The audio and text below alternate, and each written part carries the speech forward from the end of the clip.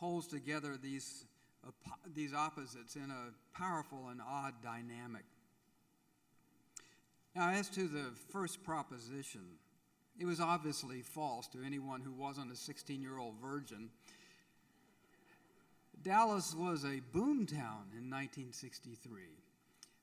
It was exploding with new force. There was, like boomtowns throughout history, there were winners and losers, and the mark of despair that accompanied the growth in this city, the suicide rate, the divorce rate, the murders. We killed more people every year in Dallas than all of England. But it was also a city that gave ambitious young men like my father a chance. We moved to Dallas in 1960. My father, Don Wright, became the president of this little storefront bank, Lakewood State Bank. It was between Doc Harrell's drugstore and Kirk's Beauty Salon. You could actually go into the bank through the pharmacy. Dallas seemed like an open and welcoming place, but politically it was shut up tight. Ambitious newcomers like my father had to prove themselves. They were asked to do something for Dallas. My father was tapped to lead a bond election to air condition the public schools. Thank God it passed. And a door opened, and it admitted my father into an inner chamber called the Dallas Citizens Council.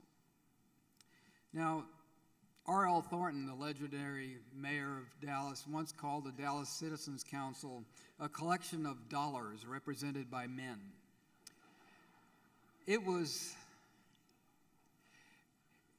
were all businessmen, what Thornton called yes or no men. They were all men, they were all white. There wasn't even a doctor or a practicing lawyer in the Dallas Citizens Council at the time. They were all businessmen, and they ran the city like a corporate junta.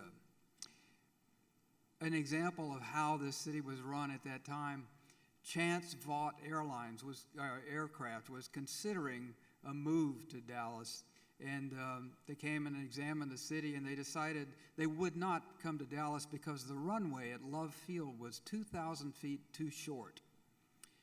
3 hours and 40 minutes later, the spokesperson for Chance Vought got a call from a city councilman saying that an emergency bond issue had just passed and work on the runway was starting on Monday morning. Dallas was a city of believers. There were 800 churches in this rather small town at the time, including the largest Baptist and Methodist congregations in the world and one of the largest Presbyterian congregations in the entire country. The most famous of those churches, of course, was the First Baptist Church downtown, overseen by this pepperpot, W.A. Criswell, in his cream-colored suits and his white hair parted in the middle. He reminded me of Alfalfa on Our Gang, grown old. Even before Kennedy got the nomination to become the Democratic candidate, Dr. Criswell pronounced that the election of a Catholic to be president would be the end of religious freedom in America. It seemed to me that it would prove rather the opposite case. But such contradictions were a part of our life in Dallas. We didn't question our holy men. It was part of the paradox of our city. One of Criswell's 18,500 parishioners was the richest man in the world, H.L. Hunt. He took the trouble to mail out 20,000 copies of Reverend Criswell's sermon to Protestant ministers all over the country. Now, Hunt was an oddity. He would have been a strange figure anywhere. This genial old gent lived out just a couple of miles from our house in Lakewood. He was on White Rock Lake in what I'm sure you all know was an exact reproduction of Mount Vernon, only a little taller. We're in Texas. You could see him out in the morning raising the flag on his flagpole and taking his sack lunch in his Oldsmobile 88 and driving downtown to work. he, unlike other rich people, you never saw him like at charity balls where many of the Dallas elite would gather, but you could see him at the state fair. He would have a booth at the state fair where he was selling his HLH Gastro Magic indigestion pills. The richest man in the world. Now, out in front of his house on White Rock Lake, there was a giant billboard advertising his radio show, Lifeline. Hunt himself didn't come on the radio, but it was run by an ex-FBI agent named Dan Smoot. And it prefigured a lot of the right-wing talk radio that we hear so much today. Now, Smoot had an account in my father's bank. And of course, my father was grateful for that, but the account that he really wanted was that of H.L. Hunt. And he conspired to do anything to get Hunt to come take a look at Lakewood State Bank. And finally, one day, H.L. Hunt came to his neighborhood bank. As it happened, one of the tellers was going to get married, and they were passing out coffee cake. And she gave a slice to H.L. Hunt. And he tasted it and pronounced it delicious. And he said, "Now, honey, I've got a little something for you." And he reached into his pocket, and he pulled out 2 pecans. The only deposit ever made at the Lakewood State Bank.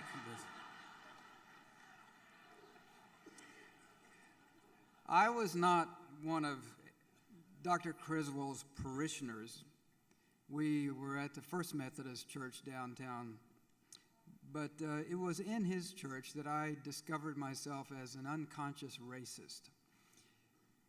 A couple friends of mine set me up with a blind date. Back in those days, going to a Sunday evening service at the First Baptist Church counted as a date.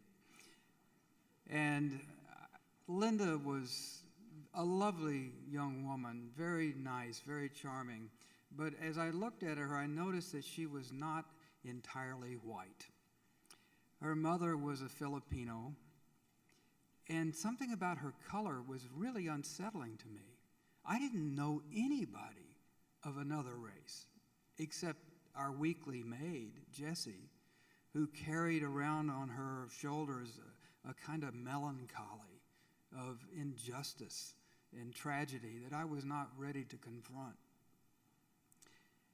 Public schools in America were supposed to have been desegregated in 1954 following the Brown versus Board of Education decision. But I graduated from Woodrow Wilson in 1965 without ever having a black classmate or even a Latino classmate. That year, the Davis Cup came to Dallas. I was an avid tennis player. And tennis at that time was dominated by a single great player, Arthur Ashe. A black man in a white man's country club game. Nobody had ever played the game like Arthur Ashe, and I was thrilled by this.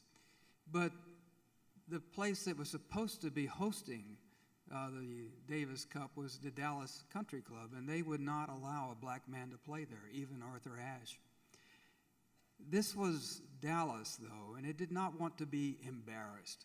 And the way things worked in Dallas, almost overnight, these wonderful municipal courts were built at Samuel Grand Park so that the Davis Cup could be played there, so that Arthur Ashe could play there. One of the legacies of that decision was that Dallas subsequently became an international center for the game of tennis, all thanks to the heritage of its institutional racism, another paradox of our city. Integration in Dallas took place in a typically Dallas way. A black couple was admitted to lunch at the Zodiac Room of Neiman Marcus, and the word went out that Dallas had accommodated. Stanley Marcus was an extraordinary figure in our town. He was not just a store owner. He was teaching the city about taste and culture. He was the first man I ever knew, other than Santa Claus, to grow a beard. There was, the fortnights that Neiman Marcus would have, and they celebrate different cultures. And one year he invited Commander Whitehead, this British figure with this tremendous beard, and Stanley had his beard, and so he gave a party for bearded men only in Dallas, and it turns out Stanley didn't know any. It was some graduate students at SMU that showed up. Everybody in Dallas dressed alike, thought alike, talked alike, and it was part of what made the city seem so frozen in the mind of this 16-year-old informant. Politics in the city ranged from Eisenhower conservatism to the furthest fringe of the radical right. George Lincoln Rockwell, who was the head of the American Nazi Party, said Dallas had the most patriotic pro-American people of any city in America. But we hated the federal government and much of the rest of the country, especially the East and California and especially Alaska. So it was a little unclear exactly what it was about America that we love so much. Another paradox of our life in Dallas. A term that still carries freight in Texas is the Dallas woman. My mother was one of those women. She was a member of the Jane Douglas chapter of the Daughters of the American Revolution, the largest chapter of the DAR in the country. She was also a member of the Dallas Public Affairs Luncheon Club, which H.L. Hunt sponsored.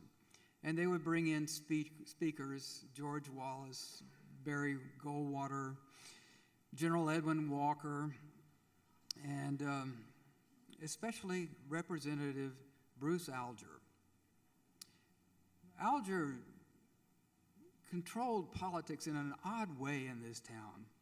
He was a strange bird himself. He was a bomber pilot in World War II. He was a Princeton man. And he was probably the handsomest man in town, which accounted for the fact that he was followed around by this coterie of right-wing women. And his relationship with those women was a matter of great speculation in town. On November 4th, 1960, Lyndon and Lady Bird Johnson came to Dallas, and they were staying at the Baker Hotel, and Lyndon was going to be making a speech across the street at the Adolphus. It was Republican Tag Day, which meant that these women in red, white, and blue outfits were passing out literature, and Bruce Alger had sponsored them. Some of these women wore their mink coats, which is how they got to be known as the mink coat mob. Now, this was a time when incivility in public life was relatively rare. Public figures were not afraid to go out into crowds and to walk into the streets. But as Lyndon and Lady Bird pulled up to the Baker, their car was surrounded by these women who cursed at them and spat on them. One of the women later said she didn't spit exactly, she was frothing. And they got out of the car, and one of the women grabbed Lady Bird's gloves out of her hands and threw them into the gutter. Bill Moyers later told me he was in the lobby of the Adolphus that day, and he thought his life was actually in danger. He thought these women were going to tear him apart. Lyndon could have bulldozed through these women. He was a huge man, and he had Lady Bird under his arm, but he was such a political genius. What he did instead is to slow down, walk very slowly through this mob of women who were cursing his name, and let the cameras take it in. because that night, millions of Americans decided how to vote. They decided to vote against Dallas, against us. I'll never forget watching the coverage of that with my mother. These were women she knew. She was in their clubs. They played bridge together. And I remember her words, shame, shame, shame.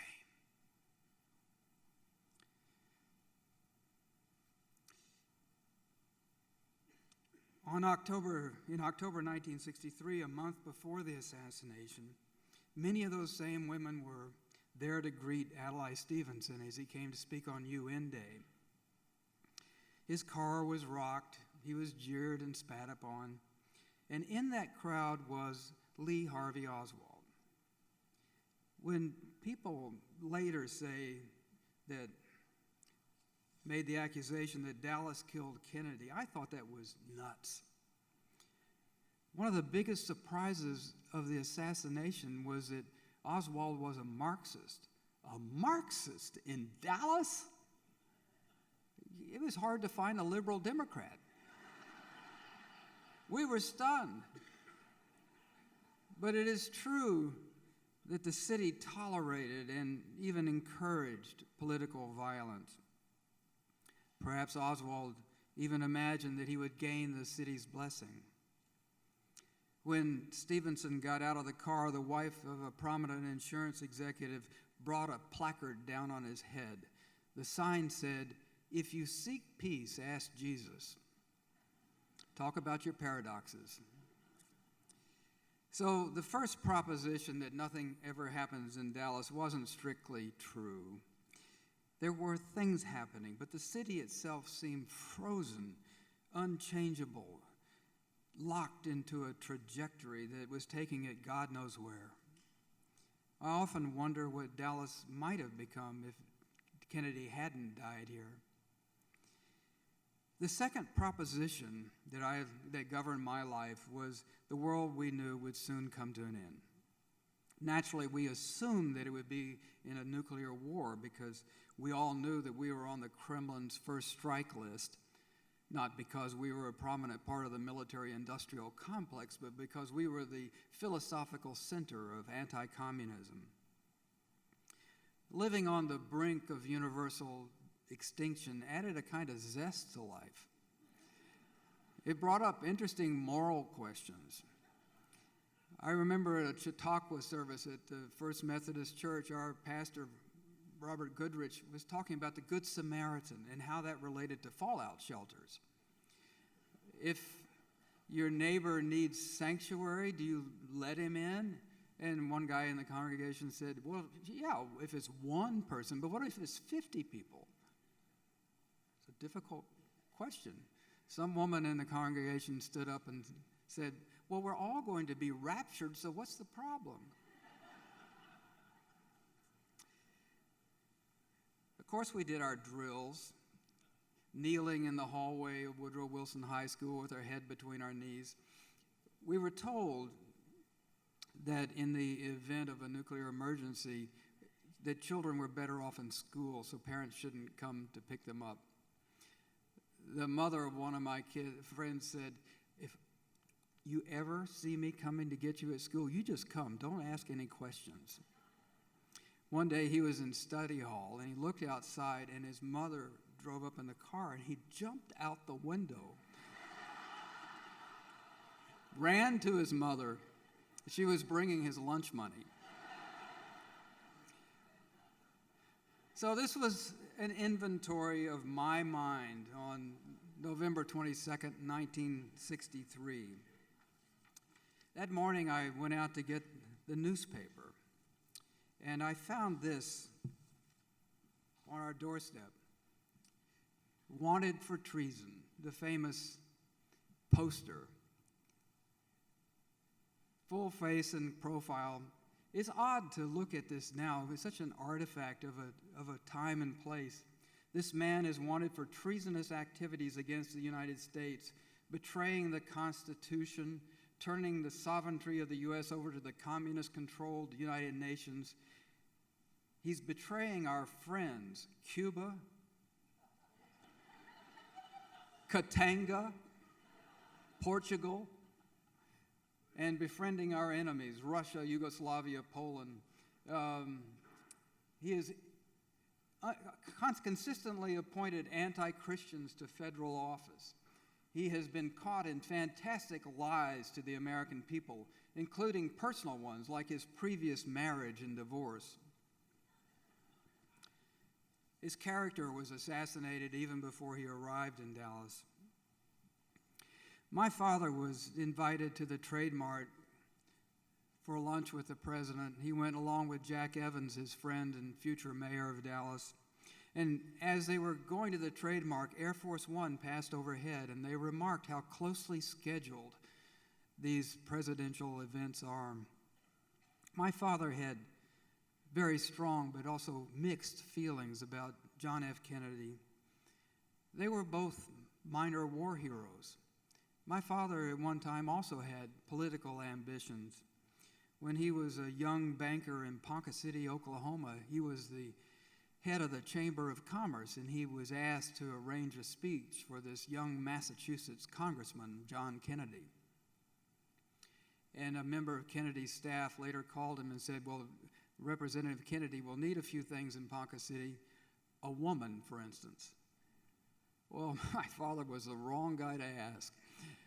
It still puzzles me how that might be accomplished in Ponca City, Oklahoma in 1950. But I think it was at that moment that his own political ambitions died, because he saw the appetite of public men, and he realized he was not that kind of man. But like every man in America, he fell under the spell of Kennedy's manliness, his eloquence, his vigor, to use a phrase that even crept into my father's vocabulary. Kennedy had wonderful hair, and as you heard, he hated wearing hats. And like every man I knew, my father stopped wearing them when Kennedy became president. He had come to admire Kennedy, his family, and realized they had very little that was at odds with his politics. While my father was being seated in the Trade Mart, I was going into algebra class taught by Mr. Irvin Hill, a big, ungainly man with huge ears and a big nose, a former NFL player gone to seed. I used to make fun of him behind his back. I called him Dumbo because of his ears. I thought he had nothing to teach me. In the middle of our class, 3 tones came on the PA system, and there was a odd pause. And the choked voice of our principal said, "The president has been shot." The principal put the PA next to the radio, and we just sat in the classroom and listened. And it wasn't long before the announcer said, "The president is dead." And Mr. Hill stood up and gathered his grief in great barking sobs and walked out of the room. And he taught me a lesson I'll never forget. Yes, there were reports that Dallas school children had laughed upon hearing the news. I wasn't sure that I wasn't one of them. 20 years after the event, I had myself hypnotized to go back to that moment to see if I had laughed. I remember the expulsion of breath, the shock, the dazed smiles on my classmates' faces. Something had happened in Dallas. The world as we knew had come to an end. The mystery and the paradox had been revealed to us at such a cost. It was strange to be from Dallas after that. To be from Dallas meant you were inherently more inclined to murder than the next person. We stopped singing Big D. When I went to college, an operator refused to place my call to my parents because they were living in Dallas. I remember we went on a family vacation to Mexico, and I had 2 younger sisters, family of 5, and a couple next to us said, "Where are you from?" And my father said, "We're from Dallas." And they got up and left their meal just sitting there, just walked away. We went to Florida on another vacation, and we'd been to Florida before, and I remember my sister was upset that there were segregated bathrooms, and this time we went back and stayed at stopped at a filling station, and the attendant noticed our license plate, and he said, "Where from in Texas?" And Daddy said, "Dallas." And he stuck his head in the window and he looked at us. And he looked at the kids in the back seat and he said, "Y'all killed our president." And my father just hit the accelerator. A couple of years after that, I was vagabonding in Europe. I had a backpack and I was in a cheap compartment on the Orient Express going from Paris to Istanbul. And in the compartment there was a Greek, a Turk, a Spaniard, a French, and one guy who fortunately was Bulgarian, because we had to sign transit visas in Cyrillic alphabet. Nobody had any idea. So with all these different languages, we were trying to fill out our transit visas. And so the guy who was helping me finally said, "What city you?" And I said, "Dallas, Texas." And he said, "Bang." And then one after another, everybody in the compartment went bang, bang, bang. Evidently, it's the same word in every language. Dallas was humiliated. Dallasites were humiliated. Other cities, and soon, experienced similar tragedies: LA, Memphis, Laurel, Maryland. But they were never taken down the way that Dallas was. But if John F. Kennedy was fated to be murdered somewhere, I'm glad it happened in Dallas. Dallas became more tolerant, more diverse, more interesting, more vigorous. Dallas is a better city for having accepted the gift of John F. Kennedy's death. And I guess that's the final paradox. Thank you all.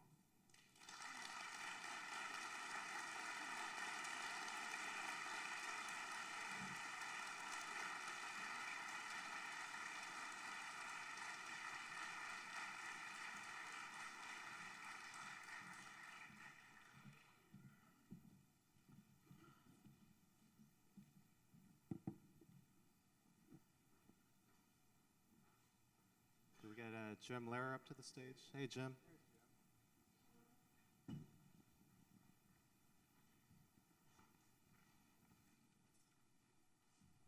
Well, let's jump right into this with Larry and Jim. I'm really struck by your last line, Larry, where you talk about how Dallas is a better city for having, and let me make sure I'm quoting you right, accepting the gift of JFK's death. Talk a little bit more about that paradox, because that seems to be a pretty chilling thought. Well, as I said, where was Dallas headed? And how could its course be corrected? I thought Dallas is a roller coaster going off in some crazy direction. We were really off the rails. And there didn't seem to be any force countering it, any force strong enough to stop it.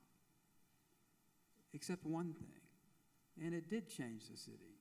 It changed the mentality. It made it more, I think, humility was what we needed. And humility and humiliation are closely tied together, not just linguistically, but in order to understand humility in a real way, one has to go through that kind of experience. And if you accept the humiliation, then humility is a wonderful quality, but you cannot gain it otherwise.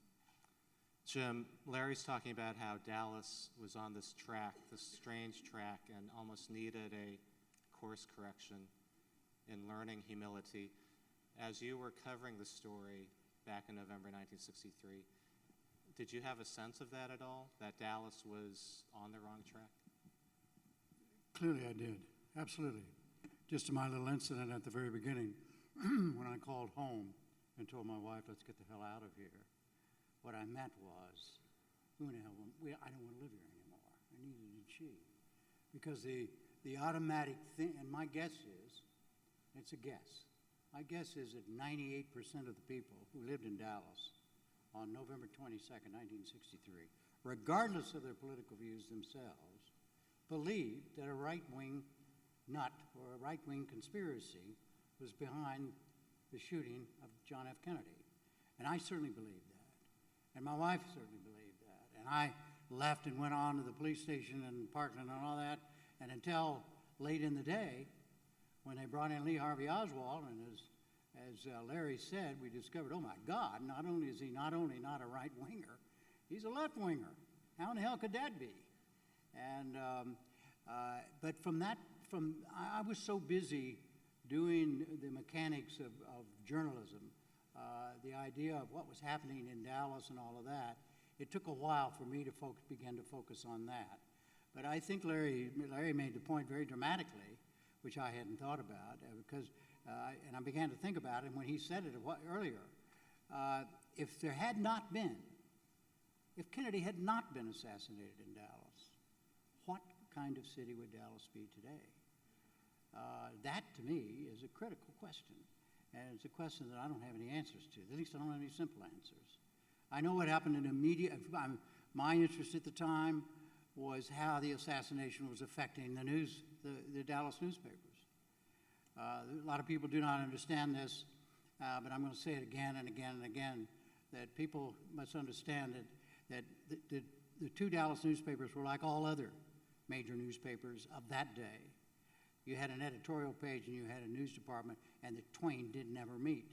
And the reporters on the Dallas News were as straight and real, as non-political as any other, as political as just the opposite of what the editorial page was next door. Same at the Dallas Times-Herald.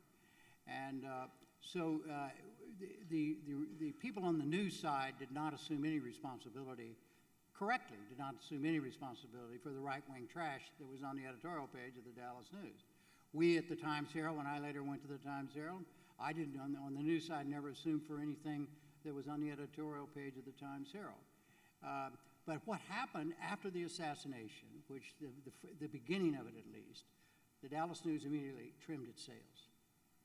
A lot of the scare stuff ended, just because probably, Larry's right, probably the people who ran the city said, he gonna knock that crap off. And that's not gonna work anymore. And the Times-Herald stiffened. In other words, at the same time, the editorial page of the Times-Herald, which had been kind of plain vanilla, suddenly got a little more moderate, a little more democratic. Those are the immediate things that happened. There were a lot of things, unfortunately, that we can talk about later that did not happen, in my opinion, that did not affect the journalism in a way it should have. But generally speaking, those were the first things that happened. And one thing that's come out of our community videos is a lot of the people in these communities talked about how they were quiet in the early 1960s despite all of the political climate. And then after JFK's killing, they decided to step up and speak out. Larry, did you have any experience with that at all, with your family or people that you knew? I think that, the kind of boasting, the kind of, big feeling that we know everything, that died out. Those kinds of, and it really didn't come back until Ross Perot. And it was fascinating to me that it was to me an indication of national forgiveness of Dallas, because the very things that people held Dallas to account for, which is it's full of itself, it's militaristic, it's super patriotic, Perot embodied those things, and they liked him. He sounded like one of us.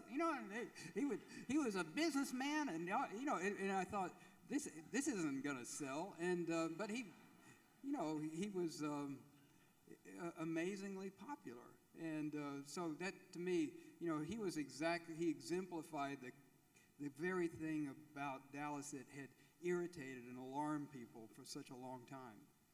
I have a slightly different perspective on that. Because I began covering politics for the Times-Herald replaced the political editor who went to Denton, and I became very close to, professionally close to Eric Johnson, who became the mayor of Dallas.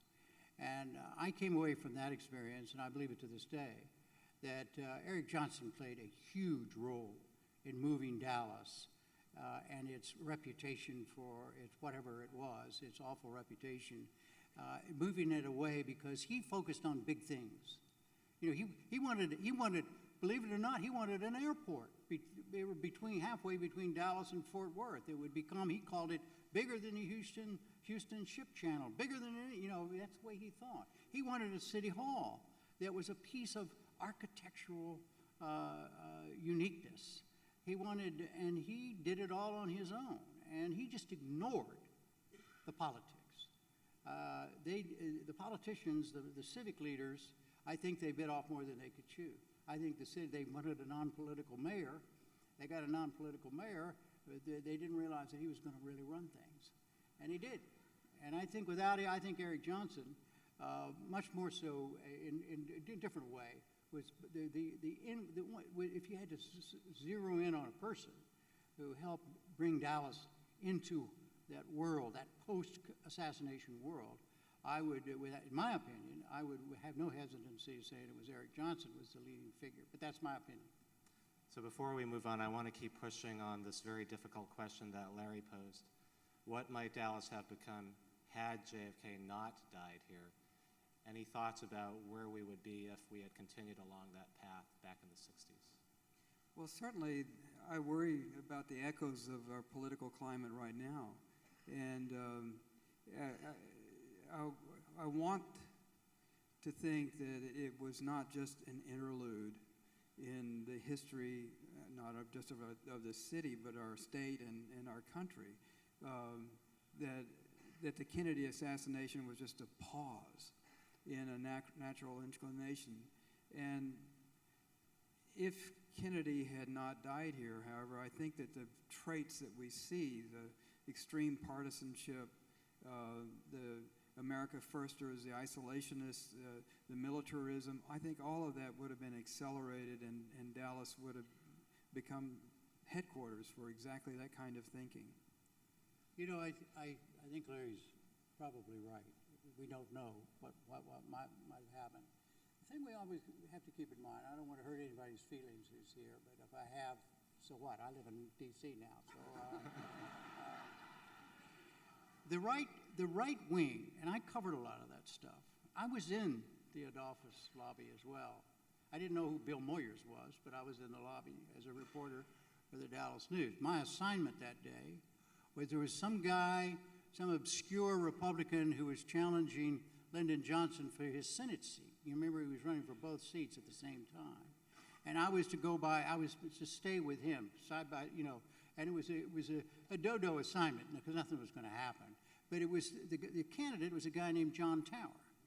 And so I stayed with him. I was right there when all of this awfulness happened. And I had the same feelings that everybody else did. Oh my God, what is happening here? This is crazy. But John Tower, he was pushed by one thing and one thing only, and that was he was there to confront Lyndon Johnson. That's why that's why the news sent me as a reporter to do all of that. But anyhow, here's why we don't know, and why Larry may be right, is that the reason the right wing had so much, power is not it, visibility that turned into power is because it was given that power by two forces at once. One, it was the business community. A lot of them were sympathetic, but a lot of them were not that sympathetic. They just weren't willing to step up and take those people on because they thought, oh, well, they're not bothering anybody, they're not affecting business and whatever. And frankly, the second reason was the editorial page of the Dallas Morning News. What it did was give it authenticity. Because the Dallas Morning News, remember, and I say this as somebody who spent more time on the Times-Herald than the Dallas News, so you take it out with that grain of salt. But the fact is, the Dallas News was not just the leading newspaper in Dallas. It was the leading newspaper in Texas. It was one of the leading newspapers in the United States. And here it was saying the same things in writing that these kooks were saying on the street. You see, so in other words, and so that also intimidated the business community, the citizens, whatever types, to kind of cool it. Chill out. You know, we don't want, because if we take them on, that means we've got to take on the Dallas News. We sure as hell can't take on the Dallas News, et cetera, et cetera, et cetera. The Times Herald, John Chokoff is here. I don't know if you'd agree with me on this. The Times Herald decided not to fight him either, you know, at least on the editorial side. On the news side, I would remind everybody that people say, oh, well, the newspapers didn't cover that. That's not true. We covered the right and we covered the left. There just weren't, there was only about 7 liberal Democrats. Yeah, all right. And one of them was related to me, okay? But we covered all of that stuff. We covered on the news, we covered it in the news section, but God, it didn't see the light of day, obviously, on the editorial page. But that's been my theory, that you have to have a megaphone. And the Times here, the Dallas News was not only the megaphone, it was an authentication megaphone for a lot of that right-wing crap. Jim, after the shots were fired and you were racing to Parkland and then on to the police station, Larry was in his algebra class, and you talked a little bit about it in your presentation. It's a very unsettling scene for me as I was reading that. You even talk about students almost grinning with some anxiety. What led to that? And do you almost imagine that maybe you did laugh, perhaps. What was it that resulted in that? Well, as I said, I had myself hypnotized because I wasn't sure of if I could trust my reaction. I wouldn't have wanted to be one of the kids who laughed. But I think that the actual reaction was like, ha, like that. But it was just, but it might have sounded like ha, or, you know, nobody cheered, as I heard Zan Holmes say earlier. But so when you get yourself hypnotized, try to regress to that. And I couldn't, I got down to the point where the PA came on and I just came out of the spell. And so the hypnotist put me back into a trance and gave me a post-hypnotic suggestion that I would resolve this question in my sleep at night. And sure enough, I had this incredibly vivid dream of being in a helicopter in Vietnam and flying over the treetops, the canopy, and seeing a baby in the top of the trees. But as we got closer, I realized it wasn't really a baby. It was a baby doll with these little X's for eyes. And the way I interpreted it was that my memory, my fear was not really justified, that this wasn't real. This was a simulacrum. Anyway, that was my experience. I really still don't know exactly how I reacted. I do remember all of us just looking around with these sort of grins or expressions of disbelief. Yeah, and you're right about how we expected to be disgraced. There was almost a low-grade thrill in the city, as if there was a movie audience where a gunfight is about to occur. There was a feeling that a question about whether something bad would happen, and then something bad did happen. We did, the Times Herald did a lot of reporting about the incidents in the schools when the news came. And here again, Chokoff can correct me on this, or anybody else who remembers reading. It's not clear to me. But I remember we did a lot of stories that showed that, and instead of doing it the way Dumbo did it, way it was announced at Woodrow Wilson, and some schools, they came on the PA system and said, well, we want to announce that school is over for the day. You get the rest of the day off. And then everybody cheered, yay, yay, yay. And then they said, because the President of the United States has been shot. And so some of it got lost in the translation. And once we started looking at it as reported, it was hard to parse, where there were some schools where there was maybe 2 or 3 kids who didn't like Kennedy. They didn't like Kennedy, and they had bought into the idea of all the crap that was in the Dallas News. And so there were some kids who just followed the leader. and all of that. And it was a very mixed bag. That's my recollection of the report, that there was no one reaction, and it was a mistake. I thought, it was a journalistic mistake to say that the kids in Dallas cheered when they heard that President John F. Kennedy was killed. Everybody heard it differently. It wasn't done exactly the same way in every school. And yes, there may have been a few kids who cheered on their own for whatever, but to say that all the kids in Dallas did that, as some people have, it just doesn't, the facts don't bear that out. I want to pull on the thread of the idea of blame and shame and guilt. And Reverend Zan Holmes this morning talked about how we have not been good stewards of this tragedy. Can a city actually feel a collective guilt? Do you feel like this is what happened after JFK was killed? Well, I don't know exactly how it would be enshrined. I think the question is how the city changed, and if you want to draw a comparison, you think about cities in the South. During the Civil Rights era, and many shameful things were done and thought, and yet the South has now more black lawmakers, and for instance, than Connecticut, where all these voting rights people were coming down, and they've done very little to change the structure of their own political systems. But the South has by and large been transformed. Not that it's purified, but and I think in many cases you could say the same of Dallas. I understand that it's not perfect, but it's sure not what it was, and that's the test. Larry, I'm curious, did your mom and dad feel guilt as major citizens of Dallas over what happened? There was a moment my mother did, and she really liked Kennedy, and we always, a lot of women did, and we always joke for his political views. yeah. Well, you remember the jumpers, the women, when Kennedy would come by, they would kind of, even nuns would get a little hop. But my father was angry at the accusation that Dallas had anything to do with it. And we were in church that Sunday, and Dr. Goodrich was giving a sermon. It was called The Climate.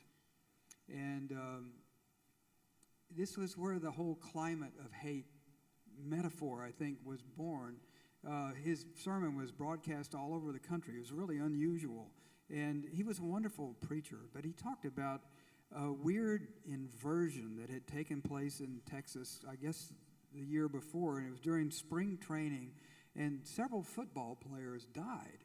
SMU and maybe at Texas Tech, but it was scattered. And, climatologists were asked, what happened? And, some mysterious natural force had seeped into the state and had taken the lives of these young football players in different places. And then he was extending the analogy that was like Dallas. And my father was just, you could see his jaw set. And so we finished this sermon, the doxology was sung, and the congregation was about to leave, and then suddenly a message came up, and Dr. Goodrich said, Oswald's been shot. And I think at that point, my father just, something in him collapsed. And it's interesting because when people say, Dallas killed Kennedy, I don't think that's true, but I do think there's some truth in the accusation rarely made that Dallas killed Oswald. There's a point you made earlier, Larry, that relates to this. You said that, which I had forgotten, frankly, that Oswald was present at the Adlai Stevenson event. And one of the theories, because of thousands of theories about this, that one of the reasons Oswald decided to go ahead and take the shots against Kennedy in Dallas then was because he assumed the right wing would be blamed. In other words, that he could get away with it. It was a cover. And of course if they hadn't caught him right away, that might have, if he'd gotten out of here, gotten out of Dallas, it's possible that there would have been months, before whatever, everybody would have thought it was a right-wing conspiracy. It would never occur to anybody that, as you say, that a Marxist had done it, and Oswald had this thought out, and that's the reason he went in. I don't know if there's any, I don't know if there's anything authoritative about it. I just remember reading about it at the time. Before we wrap up, I wanted the two of you to give some thought to something that Gail Thomas talked about in the morning, the idea of Dallas as the city without a shadow, the idea that the city, in its efforts to make progress, will not consider or embrace the darkness that it's had, that it's in the darkness where you can find the creativity and growth. Any thoughts on the idea of the shadow?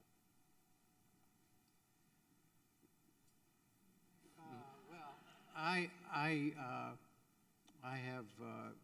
read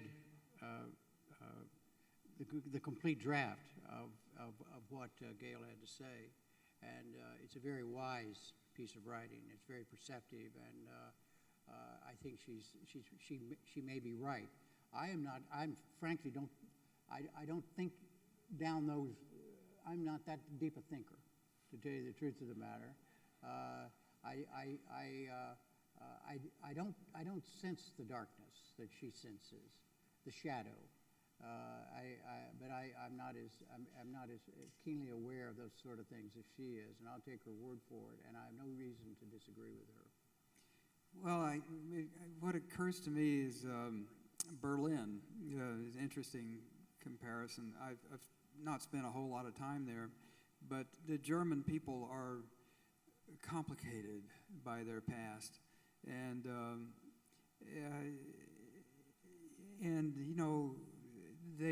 there's no end to their attempt to reckon with it. And in one way, you could say they're damaged by their inability to get past it, and of course you hope that they do. But Berlin was an interesting place when I visited because the wall had come down 15 years before. And there was a lot of nostalgia for the wall. Life was more interesting when we had the wall. And, they had the division between East and West, and, things were clear, and that nostalgia, maybe it was nostalgia for the shadow that we're talking about, that, there was a visible symbol of, our failure, our division, our riven society, and now we're all fixed. And it's not as interesting, it's not as complicated anymore. I think that if that is a reflection of what the shadow does, then it's better to stand outside of the shadow. I would just add a PS to that. I think Larry's German example fits exactly what Gail was talking about in terms of the shadow. I happen to be working on a book now. I'm Lehrer, L-E-H-R-E-R, means school teacher in German. My grandfather and grandmother on my father's side were Germans, native-born Germans, immigrated to the United States in the 1880s. And I'm working on a book, and it came about because I was trying to find out about their heritage, and I've discovered the shadow that you're talking about. And I realized I even feel it myself from time. In World War II, I wondered whether anybody named any Lehrers were Luftwaffe pilots or concentration camp guards, or and the shadow is there. And to this day, they're still German Americans. Have conversations about this all the time, and it's exactly what Gail was talking about, is the shadow, and it's a perfect example of it. Well, it's about finding healing by confronting the wound and acknowledging it and understanding it. Larry and Jim, it's been such a privilege to have you spend time with us. Thank you so much.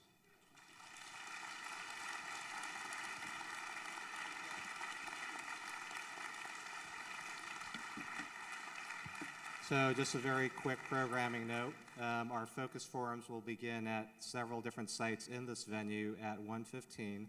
You can check your program and follow the signs, or ask a volunteer with a red lanyard for help.